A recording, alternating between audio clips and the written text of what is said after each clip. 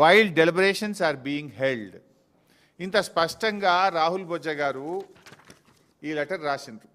30 నాడు ఇది కూడా ఎప్పుడు రాసిండ్రు? బీఆర్ఎస్ ముళ్ళు గట్టబట్టి పొడిస్తే 30 నాడు ప్రెస్ మీట్ పెట్టి వీళ్ళ బండారం బయట పెడితే 1వ తారీఖు రాసిండ్రు. ఏమని రాసిండ్రు? కమిటీ అయితే వేసినాము, కానీ ఈ కమిటీ మీటింగ్కు 2 కండిషన్లు, ఈ 2 కండిషన్లు ఒప్పుకుంటేనే మేము ఢిల్లీలో మీటింగ్కి వస్తాము అన్నారు.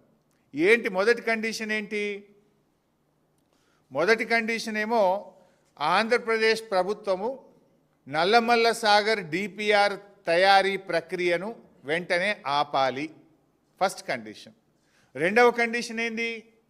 కేంద్ర ప్రభుత్వం సెంట్రల్ వాటర్ కమిషన్లో నల్లమల్ల సాగర్ అనుమతుల ప్రక్రియను తక్షణమే ఆపాలి.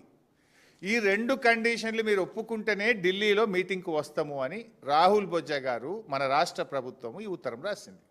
నౌ మై క్వశ్చన్, ఈ 2 కండిషన్లు ఒప్పుకున్నారా? కేంద్ర ప్రభుత్వం మీకేమైనా మేము సిడబ్ల్యూసిలో అనుమతుల ప్రక్రియ ఆపాము అని లెటర్ రాసిందా?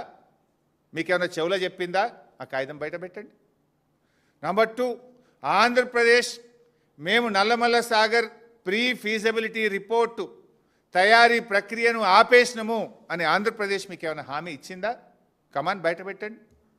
మరి ఈ 2 జరగకుండా ఇలా మీటింగ్కి ఎందుకు పోతున్నారు? ఈ 2 జరగకపోతే మీరు మీటింగ్కి ఎందుకు పోతున్నారు?